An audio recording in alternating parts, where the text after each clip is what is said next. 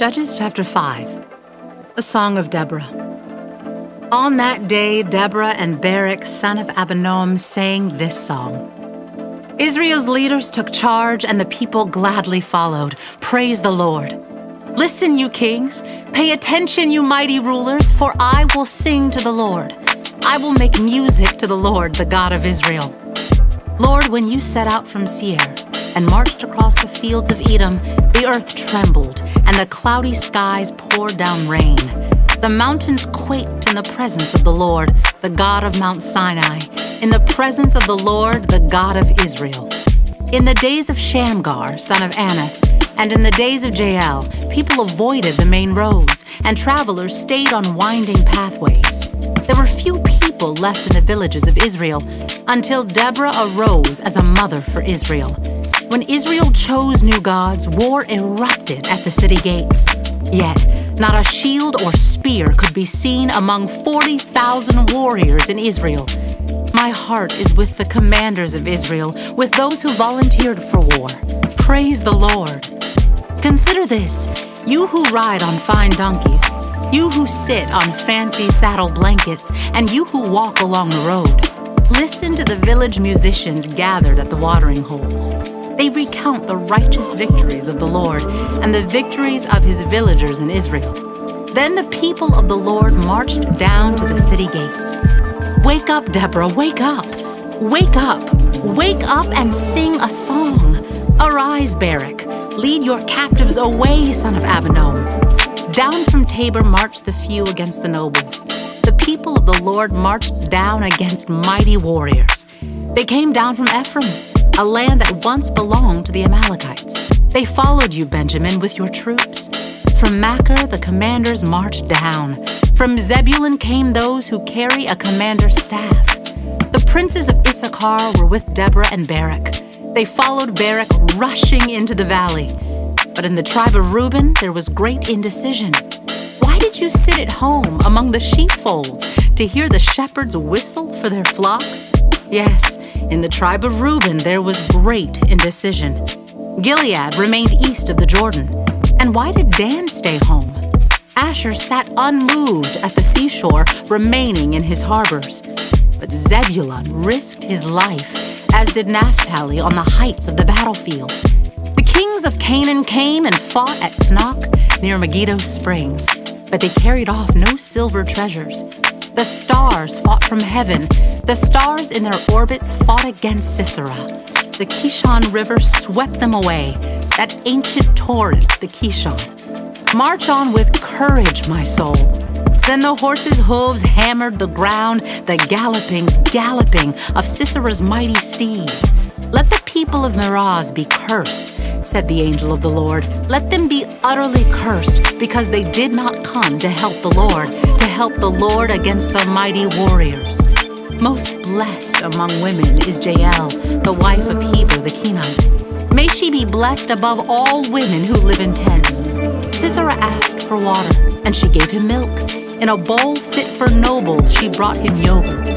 Then, with her left hand, she reached for a tent peg, and with her right hand for the workman's hammer. She struck Sisera with the hammer, crushing his head. With a shattering blow, she pierced his temples. He sank, he fell, he lay still at her feet. And where he sank, there he died. From the window, Sisera's mother looked out. Through the window, she watched for his return, saying, "Why is his chariot so long in coming? Why don't we hear the sound of chariot wheels?" Her wise women answer, and she repeats these words to herself. They must be dividing the captured plunder, with a woman or two for every man. There will be colorful robes for Sisera, and colorful embroidered robes for me. Yes, the plunder will include colorful robes embroidered on both sides. Lord, may all your enemies die like Sisera, but may those who love you rise like the sun in all its power. Then there was peace in the land for 40 years.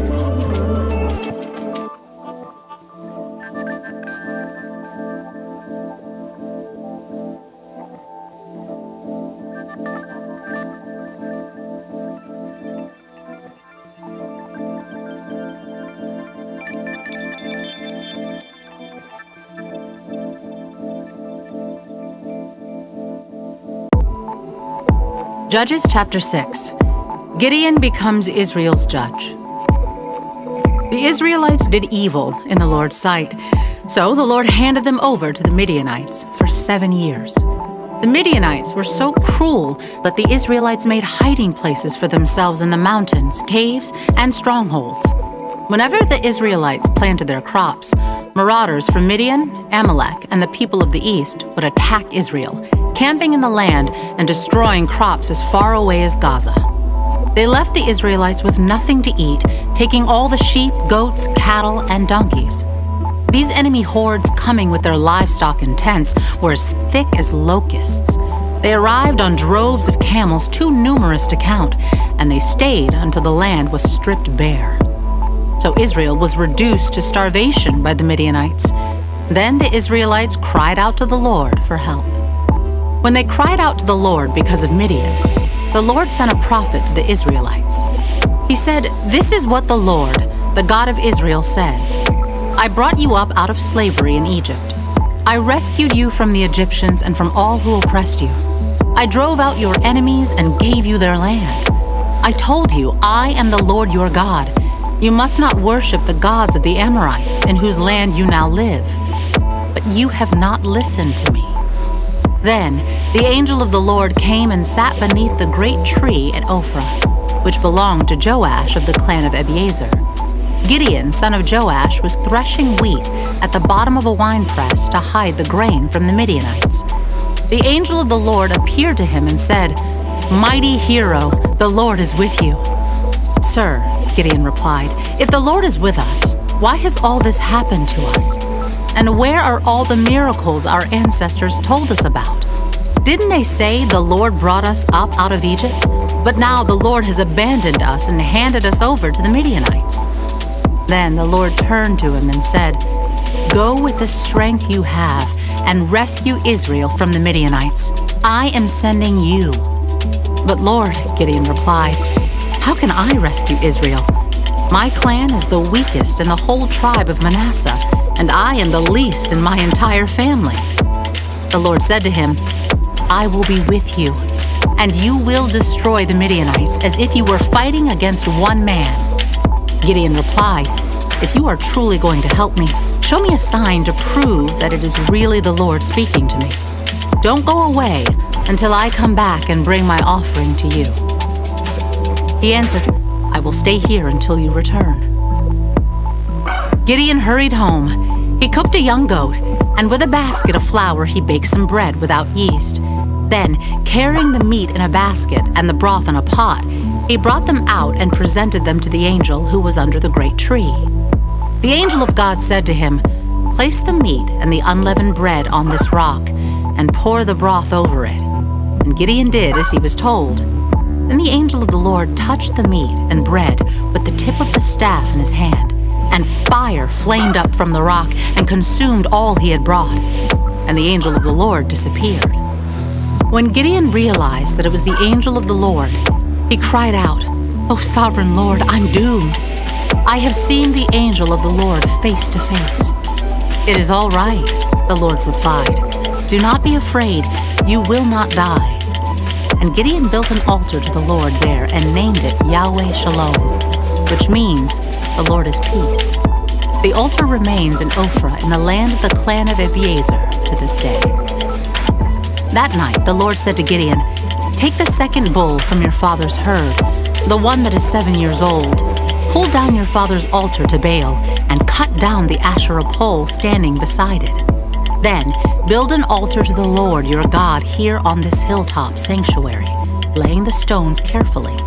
Sacrifice the bull as a burnt offering on the altar, using as fuel the wood of the Asherah pole you cut down."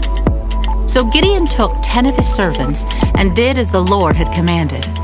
But he did it at night, because he was afraid of the other members of his father's household and the people of the town. Early the next morning, as the people of the town began to stir, someone discovered that the altar of Baal had been broken down and that the Asherah pole beside it had been cut down.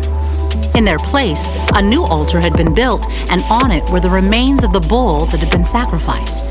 The people said to each other, "Who did this?"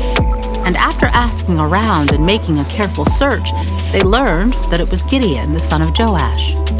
"Bring out your son," the men of the town demanded of Joash. "He must die for destroying the altar of Baal and for cutting down the Asherah pole." But Joash shouted to the mob that confronted him, "Why are you defending Baal? Will you argue his case? Whoever pleads his case will be put to death by morning. If Baal truly is a god, let him defend himself and destroy the one who broke down his altar." From then on, Gideon was called Jerubbaal, which means "let Baal defend himself," because he broke down Baal's altar. Gideon asks for a sign.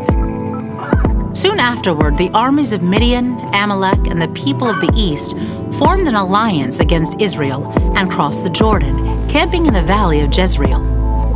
Then the Spirit of the Lord clothed Gideon with power. He blew a ram's horn as a call to arms, and the men of the clan of Abiezer came to him. He also sent messengers throughout Manasseh, Asher, Zebulun, and Naphtali, summoning their warriors, and all of them responded. Then Gideon said to God, "If you are truly going to use me to rescue Israel as you promised, prove it to me in this way.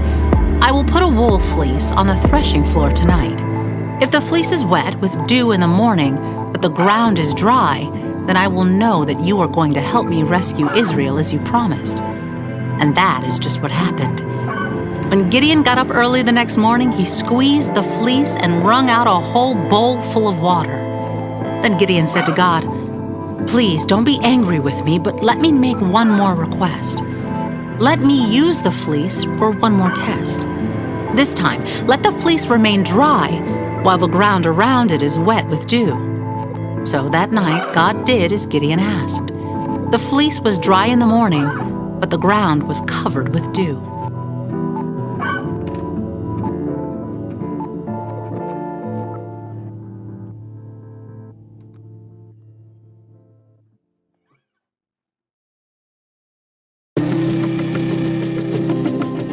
Psalm chapter 121, a song for pilgrims ascending to Jerusalem. I look up to the mountains. Does my help come from there? My help comes from the Lord, who made heaven and earth. He will not let you stumble. The one who watches over you will not slumber. Indeed, he who watches over Israel never slumbers or sleeps. The Lord himself watches over you. The Lord stands beside you as your protective shade. The sun will not harm you by day, nor the moon at night. The Lord keeps you from all harm and watches over your life. The Lord keeps watch over you as you come and go, both now and forever.